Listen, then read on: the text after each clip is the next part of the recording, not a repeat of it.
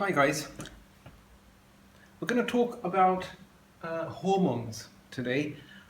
So hormones are an interesting topic on their own, but what I would like you to remember is how they fit into the larger topic that you've been studying. Okay, so remember, this is all really a kind of mechanism of how to achieve homeostasis. All right, temperature regulation, glucose levels in the blood, how to maintain those. So I want to take you back just a little bit so that we can look at what the homeostatic mechanism looks like. Okay, so remember we had some kind of environmental change that acted as a stimulus, some kind of energy change, like a physical force or maybe temperature change, a change in light levels. They act as a stimulus. And that stimulus is detected by a sensor, and the sensor must communicate this to the effectors somehow. All right, so we have a communication pathway which allows the sensor to pass the information of an energy change via the communication pathway to an effector, which can make a response to the original stimulus. Now, in a homeostatic mechanism, what you have is the stimulus is some kind of change away from a normal value, all right? Or maybe you can even call it an optimal value. So maybe if we're doing hormones, our stimulus would be an increase in glucose levels above what we would like to have in the blood. Okay? This would then be sensed by the body, and in this case it would be the beta cells of the pancreas. Okay? The beta cells of the pancreas will then release the hormone insulin, and this would be our communication pathway because the insulin moves through the body, potentially affecting many target organs. The insulin then binds to, let's say, the liver cells, okay, which would then be our effector, and in response, the liver cells absorb glucose from the blood, bringing the glucose levels back to normal. Okay? So, my point here, and we will discuss this in detail later on, but my point here is that this is a homeostatic mechanism. You started off by looking at this, and what we are going to look at now is how these homeostatic mechanisms work. One of the ways that they work involve hormones. The other way that it works uses neurons, uses the nervous system. So, what I'm going to do is take this away and leave insulin there. Insulin is a hormone. Right, so in this particular example of maintaining blood glucose levels, it's the hormone that is the communication pathway. It's the hormone that allows the sensor to communicate with the effector to make a response to the original stimulus. But just as we have hormones, we also have the nervous system and the neurons, okay? So nervous system is one type of communication pathway. We also have hormones or the endocrine system.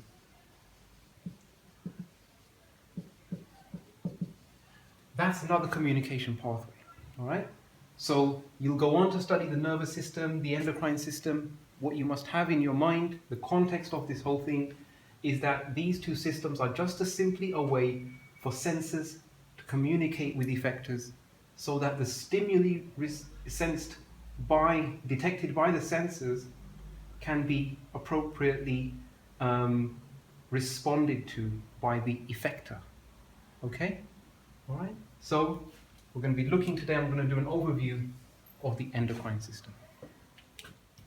Okay, just to maybe stress the point that I was making before about the nervous system and the endocrine system essentially having the same role but achieving that in two different ways. Okay, so we have a stimulus. Now, if something that detects that stimulus can either activate an action potential and send a signal via neurons to the effector to make a response via a neuron, or a stimulus can activate a gland in the body that produces a hormone. The hormone then travels via the blood towards an effector, and the effector responds to the hormone by making a response. So in both cases, stimulus, communication pathway, effector. Effector cells are activated either by the nervous system with a stimulation, maybe via a synaptic connection here, via a neurotransmitter. Maybe I should put that in there. Neurotransmitter activates the effector cell to do something. If it's a muscle cell, contract. Or a hormone produced by a gland goes around the body in the blood, reaches an effector. When the effector encounters the hormone, it has to make a response to that hormone, i.e. making a response indirectly to the stimulus. Okay? Now, we should be aware of a few things.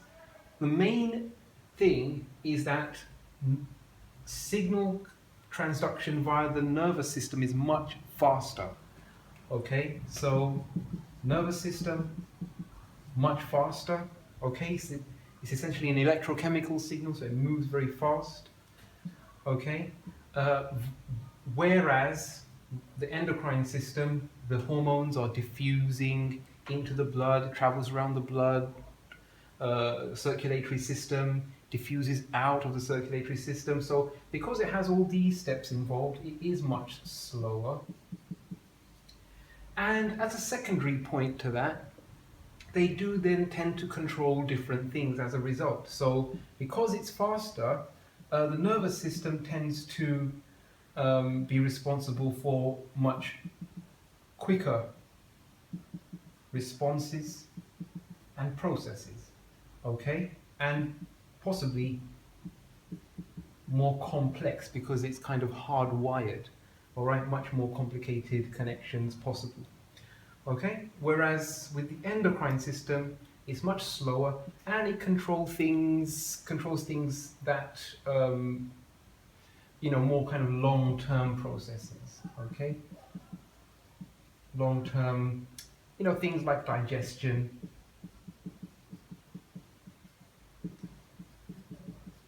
sleep patterns, growth. Okay, those are the kind of things that are controlled by the endocrine system. This needs a lot more energy, right? Faster, quicker responses needs more energy. There's a more energy input, mitochondria, etc., etc. So in order to get that quicker response time, it does take more energy input. Okay, right, now we're going to focus on the endocrine system, look at its core components. We're not going into too many details or examples, but just how, in general, does the endocrine system work. Okay, now in your body, there are an array of endocrine glands, okay, situated in various parts of your body. And these glands are organs that have differentiated to perform a very specific function. The cells of these organs, okay, cells of these organs are kind of specialized to produce a particular hormone or a chemical signal, okay? So these cells, we can call them the cells of a kind of generalized endocrine gland, okay? cells of an endocrine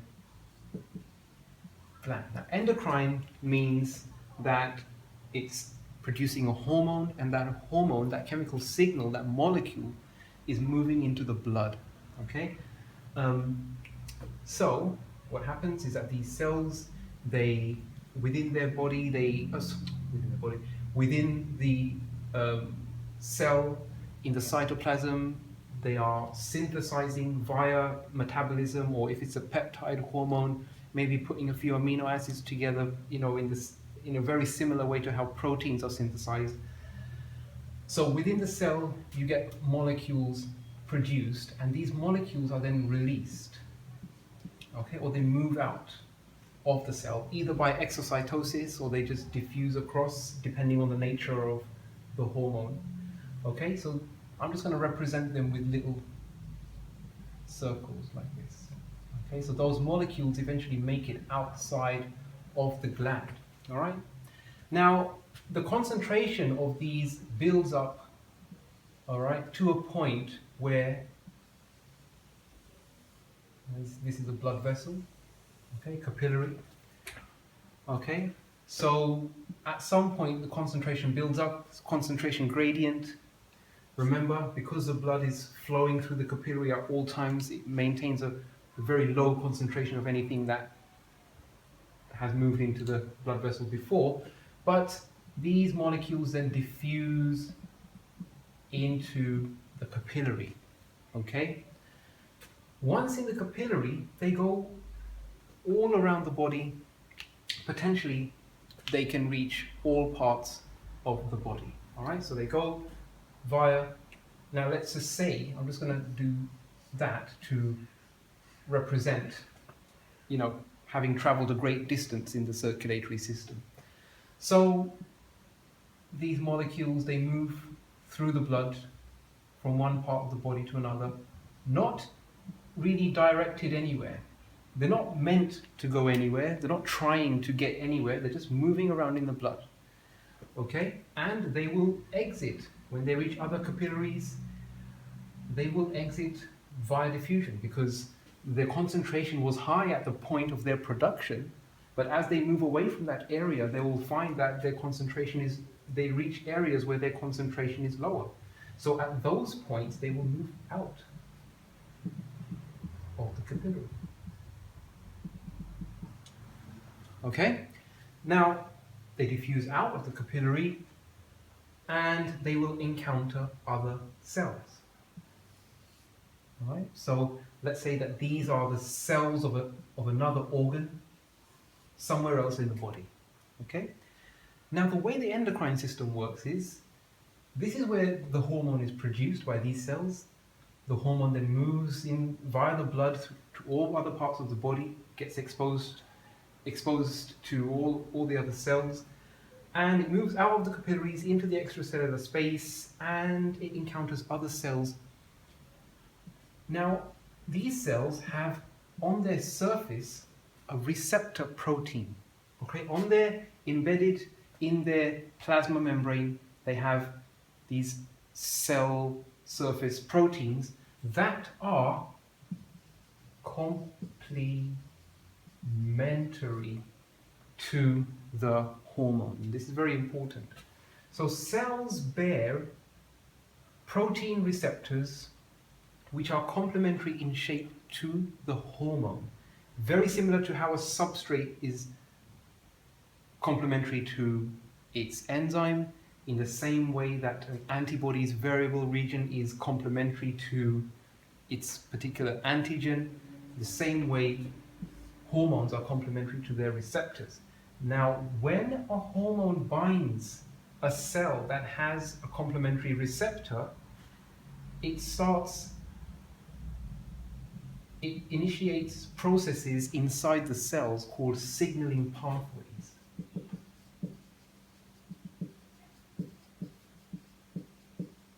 Signaling pathways. And these signaling pathways essentially allow the cell to make a response, because they make the cell do something new, something different.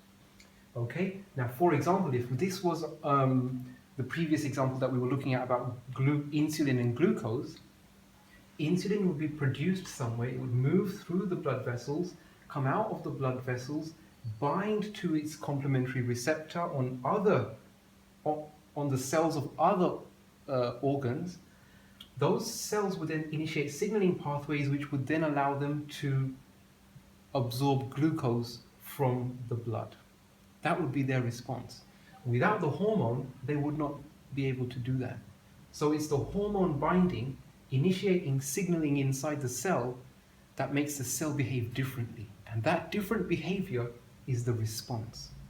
Okay?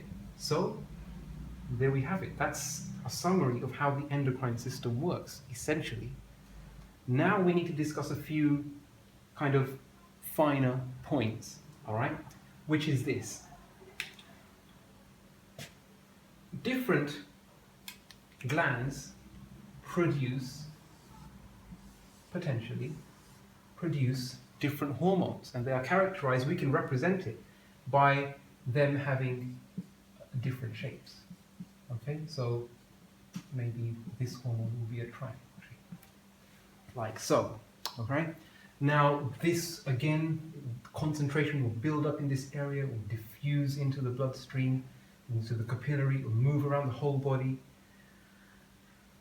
And this is where it gets, it gets more refined. The body can refine what happens, what its responses are, by having different receptors for different hormones, and maybe the responses to these different hormones will be different. And in that way, the body can control an array of different responses. Okay? For example, when the blood glucose is too high, we get insulin into the bloodstream, and insulin has the response of making blood glucose levels go down. But if the blood glucose level is too low, we release glucagon. And glucagon has the effect of raising blood glucose levels. Okay, so different hormones, different shapes, and thus, in order to respond to different hormones, you need different receptors. Okay, and different hormones will induce different signaling pathways and thus different responses. Okay, right, so this is another factor, that different cells potentially could express different receptors. So I've drawn all these cells having the receptors for all the hormones, but say if we had another hormone which was a square shape, right? A new, different hormone, different shape. These cells don't bear the receptor. They don't have any receptor on their surface that's complementary to that hormone. So they will not respond to the hormone even if it is around. Cannot bind. No complementary receptor.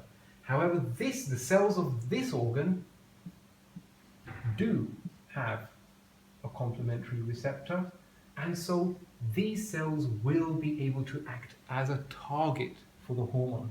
Okay, so this is the other idea, that cells with complementary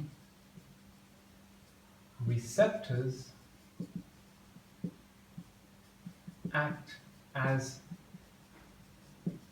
targets for that particular hormone, all right? So this hormone will move into the bloodstream and it will go to all parts of the body, but only those organs that have cells that bear the receptor on their surface that is complementary to that particular hormone, only they, in fact, will be able to make a response to that hormone. Okay? So that's the other idea, important idea. Target cells, target organs.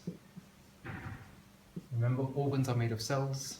If all of the cells of a particular organ have the right receptor, they will be able to respond to that hormone. If they don't, the hormone will just be around, but it will have no effect. Okay, remember, if a hormone goes in the bloodstream, there's no targeted area that it's going to go to. It will go through all the body, it will go through all the blood vessels, all the capillaries, move into potentially all the tissues. The only thing that's acting to make a specific response is which cells bear the receptor to be able to respond to the hormone. The hormone will, in fact, potentially be everywhere. Okay? So these are the kind of main ideas. The cells of different glands producing different hormones. The hormones moving through the bloodstream, potentially affecting all cells, but only those cells and organs that have receptors complementary to the hormone will be able to make a response. Okay? So that's that. All right, just a quick note on different types of hormones and how they actually have their effect on the cell. Just a bit more detail about these signaling pathways that are occurring inside the cell, okay? So here we have our cell, that's the cell membrane, okay, lipid bilayer. We'll have a nucleus with its nuclear pores, okay, and we'll have our DNA inside. Okay, now, when there's two types of hormones that you need to be aware of. First is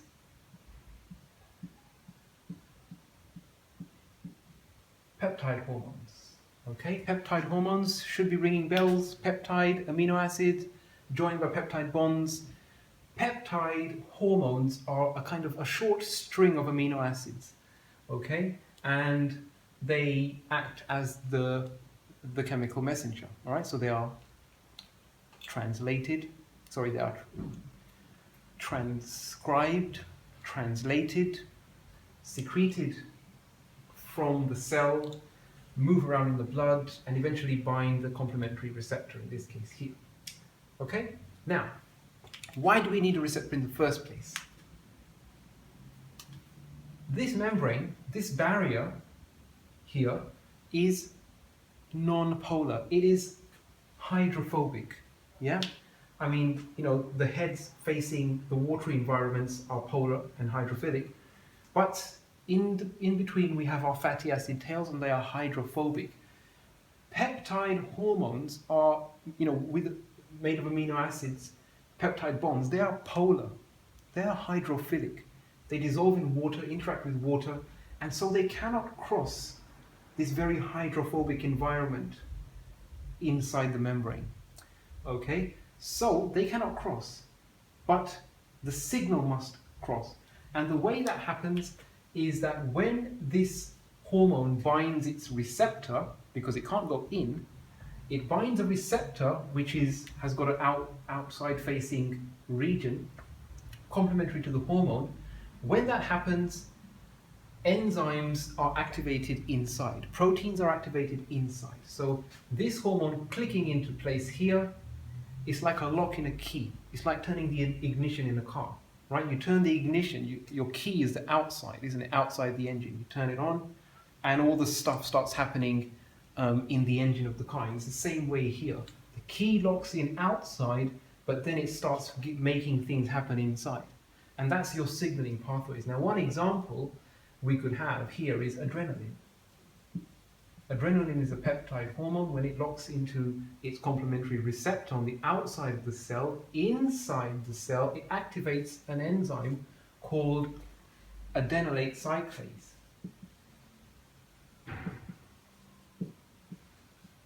Or adenylyl cyclase. Okay? And that's responsible for converting ATP ultimately into something called cyclic AMP. Okay, cyclic AMP.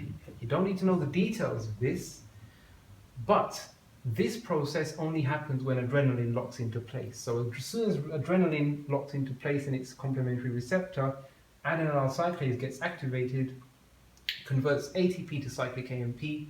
Cyclic AMP levels increase inside the cell, and this is responsible for initiating a lot of signaling pathways, signaling events in the cell. right? So the cell starts behaving in many different ways. Now, different cells of different organs will all have different end results of this process. So I'm not going to go into those details, and you don't need to know that either. But what you do need to be aware of is that if we consider adrenaline to be the first message is what makes the creation of the second message. It's the second message that occurs inside the cell and allows external events to control or influence internal events. So cyclic AMP is known as a second messenger.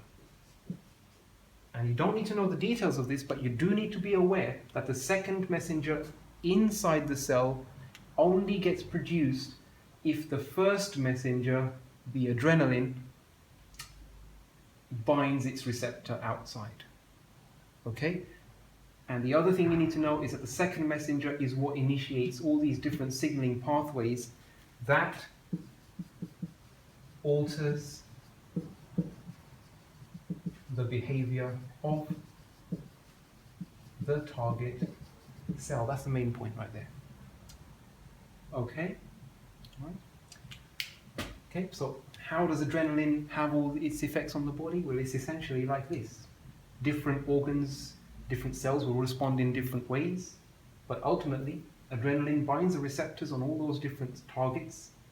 Adenylate cyclase is activated, cyclic AMP is produced, and all the different responses that your body has in response to increased adrenaline in your system is occurring because there's different signaling pathways happening in those different cells. Okay? So that's adrenaline, that's a polar peptide hormone. Okay? Let's just make the point there. That it's polar, it's a peptide. It cannot cross the cell surface membrane. Okay? So, yeah. But there's another type of hormone called a steroid hormone. All right, it's a kind of modification of cholesterol. Cholesterol is a kind of base material. It's modified. Bits are taken off, bits are added, and different hormones are produced. But they are called steroid hormones. Okay. Now, steroid hormones are hydrophobic. Okay, and because they are hydrophobic, they can easily cross the very hydrophobic environment of the membrane bilayer, or the lipid bilayer. So they can dissolve in here and move into the cell like so. Okay, and within the cell they have an internal kind of receptor protein. So if my steroid hormone looks like that, it will move into the membrane, dissolve in there, move out, but then there'll be a protein inside which it binds. Okay, and that protein then goes into the nucleus and alters gene transcription. Okay, so it kind of changes the genes that the cell is expressing, and in that way ultimately it alters cell behavior. So we could actually, what we could do here is say that all these signaling pathways, they alter cell behavior, and if you alter, you can either do that through signaling pathways via the second messenger, or you can do it via the steroid hormones in this way, changing gene expression, changing the genes that the cell is using to make proteins. If you change the protein content of a cell, you're going to change its behavior.